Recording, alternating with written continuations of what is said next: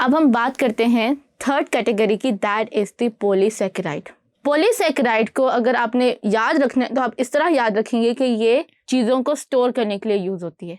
इसके दो फंक्शंस होते हैं, एक स्ट्रक्चरल यानी ये आपके सेल वॉल की कंस्ट्रक्शन के लिए, और काइटिन जो फंगस की सेल वॉल है उसकी कंस्ट्रक्शन के लिए, देन स्टोरेज के लिए।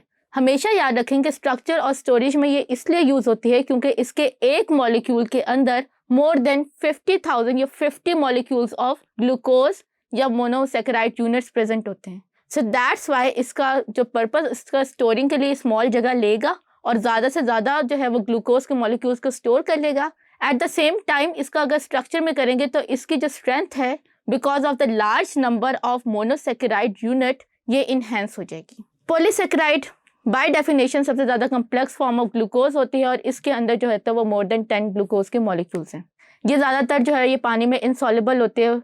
अगर आप आलू को जो है वो पीस के पानी में मिक्स करने की कोशिश करें तो वो डिज़ोल्व नहीं होगा, विच मीन्स कि आलू के अंदर जो है वो पॉलीसैकेराइड है। और इसके अंदर जो होता है वो काफ़ी ज़्यादा जो होता है वो डिफरेंट कंपाउंड्स होते हैं, like cellulose, chitin, glycogen, starch वगैरह। तो पहले हम बात करते हैं स्टार्च की। Starch is the homopolysaccharide. Homopolysaccharide का मतलब ये है कि इसके अंदर जो मोनोसैकेराइड का यूनिट है वो एक जैसे है, विच मीन्स कि इसके अंदर सिर्फ अल्फा ग्लूकोज यूज़ होती है। तो ये सारी आपको जो ब्रांच चेन स्ट्रक्चर अपनी स्क्रीन पे नज़र आ रहा है, ये सारा सिर्फ अल्फा ग्लूकोज की बॉन्डिंग की वजह से क्रिएट हुआ। हमारे पास because of this change in bonding 2 types of starch होते हैं। पहले स्टार्च को हम अमाइलोज कहते हैं। अमाइलोज का मतलब ये है कि उसके अंदर जो ग्लूकोज के मॉलिक्यूल होंगे वो एक लाइन में, यहाँ पे ग्लूकोज अटैच होते होते होते एक लॉन्ग चेन इसी तरह ये क्रिएट कर देगा। और ये जो होते हैं ये वैसे तो ठंडे पानी में डिसॉल्व नहीं होंगे, लेकिन जैसे आप पानी को गर्म करेंगे, टेम्परेचर इंक्रीज करेंगे, तो ये जो है ये पानी के अंदर डिसॉल्व हो जाएंगे। इसके अगर हम बॉन्ड को देखें तो इसके अंदर जो पहला ग्लूकोज का मॉलिक्यूल है उसका अल्फा यानी कि पहला हाइड्रोक्सिल ग्रुप, और दूसरे फोर्थ मॉलिक्यूल का जो है वो हाइड्रोक्सिल ग्रुप वो आके रिएक्ट करेगा। एक हाइड्रोक्सिल दूसरे हाइड्रोक्सिल के साथ रिएक्ट करने की वजह से इसे हम कहते हैं अल्फा 1,4 ग्लाइकोसिडिक लिंकेज। और 300 to 600 का मतलब ये होता है कि जो लिंकेज है ये समटाइम 300 से लेकर 600 के दरमियान होते हैं। फिर हम इसके बाद जो स्टार्च होता है वो जो दूसरा कंपाउंड से क्रिएट होता है उसका नाम है अमाइलोपेक्टिन। अब अमाइलोपेक्टिन के अंदर अमाइलोज में जो है वो लीनियर चेन तो है, लेकिन समटाइम्स ये होगा कि आपका जो 6 कार्बन का हाइड्रोक्सिल कंपाउंड है वो आपके जो ग्लूकोज के फर्स्ट हाइड्रोक्सिल कंपाउंड के साथ जो है वो रिएक्ट कर जाएगा। यानी हाइड्रोक्सिल का जो फर्स्ट ग्रुप है उसे तो होना तो यही चाहिए कि उसे सेकंड वाले के फोर्थ हाइड्रोक्सिल कंपाउंड के साथ रिएक्ट करना चाहिए, लेकिन उसकी बजाय वो छठे हाइड्रोक्सिल ग्रुप के साथ, छठे कार्बन के हाइड्रोक्सिल ग्रुप के साथ रिएक्ट करके एक ब्रांच क्रिएट कर देगा। So this is known as the 1,6 glycosidic linkage.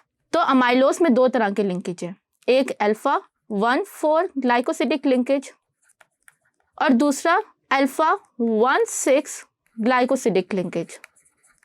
अब ये जो 1,4 और 1,6 इनके 2 डिफरेंट लिंकेजेस की वजह से ये पानी के अंदर जो होता है ये डिसॉल्व नहीं हो सकता, क्योंकि इसका स्ट्रक्चर जो होता है वो ब्रांच फॉर्म में आ जाता है। फिर अब हम बात करते हैं एनिमल्स के स्टोरिंग स्टार्च की, जिसको हम ग्लाइकोजन कहते हैं। यानी हमारी बॉडी में जब कार्बोहाइड्रेट स्टोर होगी तो वो जिस फॉर्म में स्टोर होगी उसका नाम जो है वो है ग्लाइकोजन। और ये सारी ग्लाइकोजन ये आपके लिवर के अंदर जो होता है वो स्टोर होती है। इसके अंदर भी जो होता है वो अल्फा ग्लूकोज होते हैं, लेकिन इसमें लाइक अमाइलोपेक्टिन अल्फा 1,6 डाइकोसिडिक बॉन्डेज और अल्फा 1,4 ग्लाइकोसिडिक बॉन्डेज होती है। लेकिन अमाइलोपेक्टिन और ग्लाइकोजन के अंदर जो मेन डिफरेंस वो ये है कि स्टार्च के अमाइलोपेक्टिन के अंदर सिर्फ थोड़ी बहुत ब्रांचिंग थी, जबकि अगर आप ग्लाइकोजन का मॉलिक्यूल देखें तो उसके अंदर जो है वो मिलियंस ऑफ मिलियंस ब्रांचिंग्स हैं।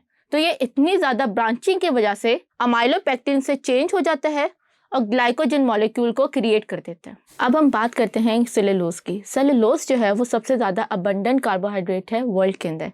यानी अगर आपसे एमसीक्यूज पूछा जाए कि वर्ल्ड के अंदर सबसे ज़्यादा अबंडेंट कार्बोहाइड्रेट कौन सा है, तो you will write the cellulase. अब सेलुलोज को अगर आप देखो तो सेलुलोज के अंदर जो है वो बीटा 1,4 ग्लाइकोसिडिक लिंकेज है, और इस बीटा 1,4 ग्लाइकोसिडिक लिंकेज की वजह से ये जो है ये एक लॉन्ग अनब्रांच चेन क्रिएट करेगा, और ये चेन जो है ये आपके सेलुलोज प्लांट जो है ह्यूमन बॉडी के अंदर डाइजेस्ट नहीं होती, इसलिए हम लोग इसे फाइबर्स भी कहते हैं। अब हम बात करते हैं काइटिन की।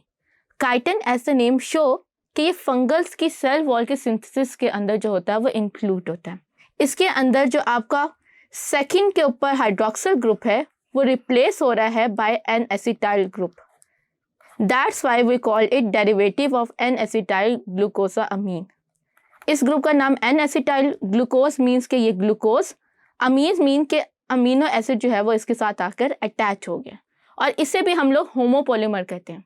ऑल्दो इसका जो यूनिट है मोनोसेकेराइड यूनिट है वो डेरिवेटिव है, लेकिन क्योंकि एक ही मोनोसेकेराइड यूनिट रिपीट हो रहा है throughout the chain, that's why we call it homopolymer.